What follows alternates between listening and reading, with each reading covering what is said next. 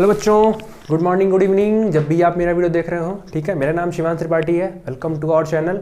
और आज हम क्लास 9th की केमिस्ट्री का वीडियो लाए हैं, जिसमें हम आपको एटम एंड मॉलिक्यूल पढ़ाएंगे। ठीक है, देखिए बहुत से बच्चों की ये पोर्शन बहुत वीक रहती है। Atom and molecule and structure of atom chemistry का बेस होता है। आप अभी 9th में हैं, तो अगर आपको अपनी बेस मजबूत करनी है तो आपको अपना एटम एंड मॉलिक्यूल और स्ट्रक्चर ऑफ एटम में जितने कंसेप्ट हैं आप उतने कंसेप्ट पहले तैयार रखिए। ठीक है, बहुत ज्यादा पढ़ने की भी जरूरत नहीं है, जितना है सिर्फ उतने पे पढ़िए, उतने पे न्यूमेरिकल्स लगाइए। उतना अगर आपसे हो जाता है तो फिर आगे बढ़िए। ठीक है, आप पढ़ सब लेते हैं, आता कुछ नहीं है आपको, तो ऐसा मत करिए, जितना पढ़िए उतना आना चाहिए। ठीक है, चलिए, चैप्टर का नाम है एटम एंड मॉलिक्यूल। अब एटम एंड मॉलिक्यूल कहां से आया, एटम क्या होता है, किसने दिया, कैसे आया। ठीक है, तो एक पहले स्टार्टिंग में थोड़ी सी इसकी जर्नी सुन लेते हैं कि क्या होता है। देखो, बहुत साल पहले क्या हुआ कि एक ऋषि थे जिसका नाम था महर्षि कणाद। ठीक है, महर्षि कणाद ने बोला था कि किसी भी सब्सटेंस की जो सबसे छोटी इकाई होती है, ठीक है, अच्छा, एटम को हिंदी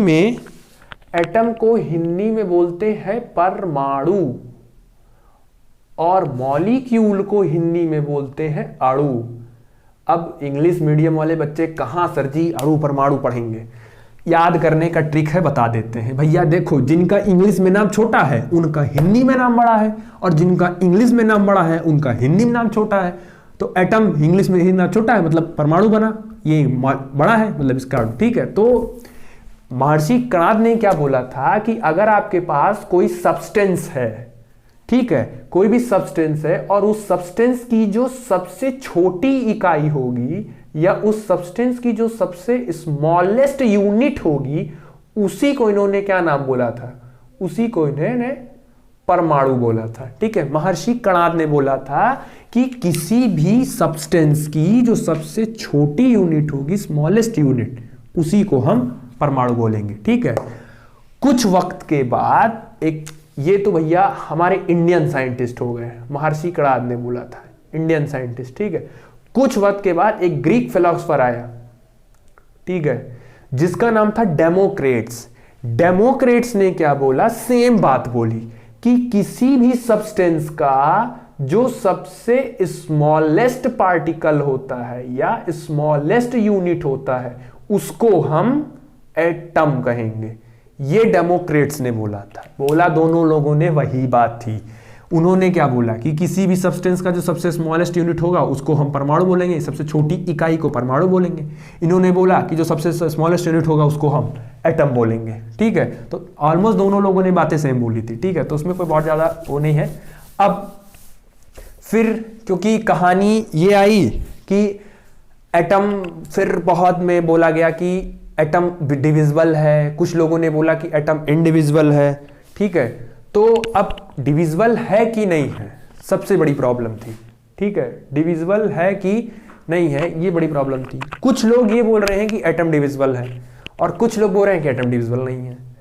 तो करते करते, एक्सपेरिमेंट करते करते सब पता चल गया कि एटम डिविजिबल होता है। अब जिन्होंने स्ट्रक्चर ऑफ एटम पढ़ा होगा उनको पता होगा कि डाल्टन की थ्योरी आई थी, उन्होंने कुछ बात बोली थी, फिर थॉमसन ने एक्सपेरिमेंट किया, उन्होंने किया, तो वो आपको आगे अगले चैप्टर पढ़ाएंगे। ठीक है, अभी आप ये देखिए, मतलब ये है कि एटम डिविजिबल होता है। ठीक है, यहां बात ये थी। ठीक, अब एटम को अगर डिफाइन करना हो तो कैसे करेंगे, देखिए, एटम जो होता है वो सबसे पहले बता दिया गया कि एटम सबसे स्मॉलेस्ट यूनिट होता है या सबसे स्मॉलेस्ट पार्ट होता है जो किसी भी केमिकल रिएक्शन में पार्ट लेता है। ठीक है, मतलब atom are the very smallest particle which take part in any chemical reaction.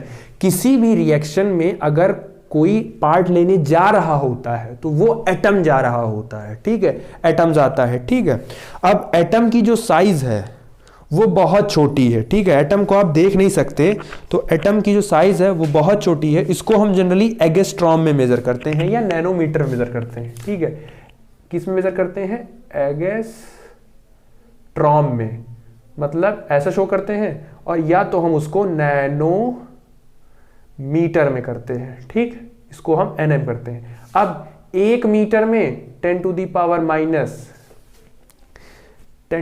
Minus 10 angstrom होता है। ओ सॉरी, उल्टा हो गया। 1 एंगस्ट्रॉम में 10 to the power minus 10 meter होता है और 1 नैनोमीटर में 10 to the power minus 9 meter होता है।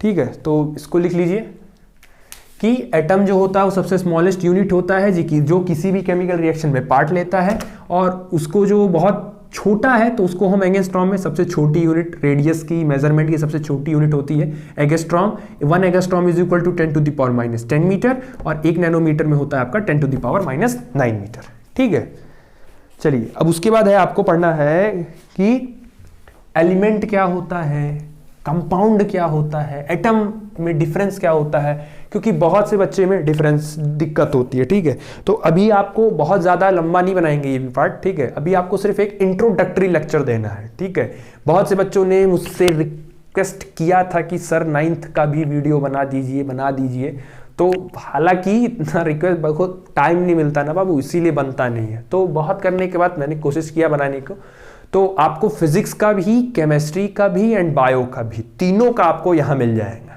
ठीक है, तो अभी स्टार्टिंग में हम सिर्फ एक इंट्रोडक्टरी देंगे, आपको ये बता दें कि बनना स्टार्ट हो गया है, अब आपका भी चलता रहेगा। ठीक है, तो एटम एंड एलिमेंट में डिफरेंस क्या है, सबसे पहले आप ये देखिए, आपके पास एटम है और आपके पास एलिमेंट है। चलिए, बोला एटम को क्या डिफाइन किया गया था कि किसी भी सब्सटेंस का जो सबसे स्मॉलेस्ट पार्टिकल होगा, स्मॉलेस्ट यूनिट या सबसे जो छोटी इकाई होगी, उसी को हम एटम बोलेंगे। अब एलिमेंट क्या होता है, देखो एलिमेंट को डिफाइन करते हैं कि एलिमेंट एक प्योर सब्सटेंस होता है। ठीक है, एलिमेंट एक प्योर सब्सटेंस होता है जिसको हम किसी भी फिजिकल या केमिकल तरीके से डिविजिबल नहीं कर सकते हैं। जैसे सबने पढ़ा है सोडियम एक एलिमेंट है। अब सोडियम को कितना भी तोड़ोगे, चाहे फिजिकली प्रेशर लगा के तोड़ो, चाहे केमिकली तोड़ो, अरे तोड़ोगे तो क्या रहेगा, रहेगा तो सोडियम ही ना। अरे चौक ले लो, तोड़ते जाओ तोड़ते जाओ तोड़ते जाओ, कितना तोड़ोगे, अरे कितना भी तोड़ लोगे, पाउडर बना दोगे उसका, कहेगा तो फिर भी वो चौक ही ना। ऐसे ही एलिमेंट जो होता है वो प्योर है, सिर्फ Na है। ऐसे एल्यूमिनियम ले लो, आयरन ले लो, सिर्फ प्योर है, अकेले हैं सर, मिलावट नहीं है कोई। अब इनको कितना भी तोड़ोगे, दम पूरा दम लगा के तोड़ोगे तो कितना तोड़ पाओगे, रहेगा तो वो आयरन ही, रहेगा वो एल्यूमिनियम और सोडियम ही। मतलब element are the pure substance which can not be broken into simple unit by physical और केमिकल वे। ठीक, अब ये तो हो गई इसकी डेफिनेशन, ये हो गई इनकी डेफिनेशन। अब जरा दोनों में डिफरेंस समझिए। ठीक है, अब बोला जाता है कि भैया सोडियम का एटम और सोडियम एलिमेंट दोनों में थोड़ा सा डिफरेंस है। क्या डिफरेंस है, देखो ये जो बोले थे कि किसी भी सब्सटेंस उठा लो, ये जो आप सब्सटेंस उठाते हैं एक्चुअली आप क्या उठा रहे होते हैं, एलिमेंट। ठीक है, एटम एलिमेंट के अंदर होता है, मतलब पहले एलिमेंट और उसके अंदर कौन होगा, एटम।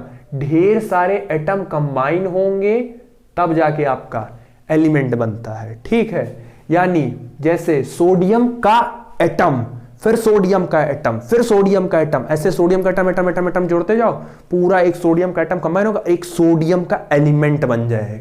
जैसे एग्जांपल देखो, आयरन, एक आयरन का टुकड़ा लो, आयरन का टुकड़ा लोगे तो क्या बोले थे वो कि किसी भी सब्सटेंस का जो सबसे छोटा पार्ट होता है वो एटम होता है। तो भैया आयरन का एलिमेंट है तो उसको कौन बनाया होगा, आयरन का एटम ही तो बनाया होगा, उसी के तो एटम लगे होंगे। मतलब आयरन के छोटे छोटे एटम, आयरन के छोटे छोटे एटम आपने कंबाइन किए होंगे, और छोटे छोटे एटम जब कंबाइन होंगे तो आपका आयरन एलिमेंट। मतलब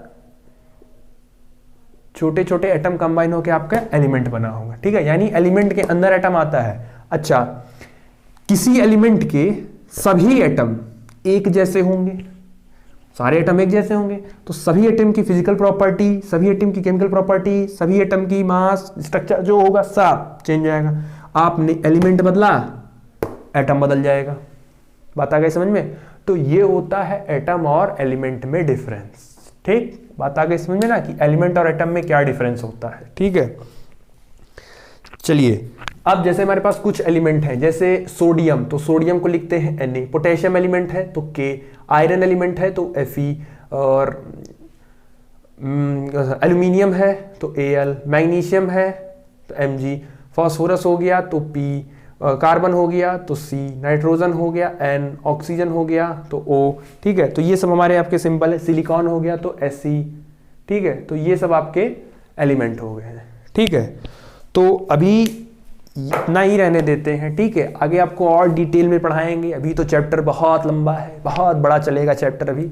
ठीक है, तो भी एज अ इंट्रोडक्टरी सिर्फ मैंने स्टार्ट किया था कि जो बच्चे परेशान हैं वो ये जान जाएं कि उनका स्टार्ट हो गया है, अब उनकी भी वीडियो आती रहेगी।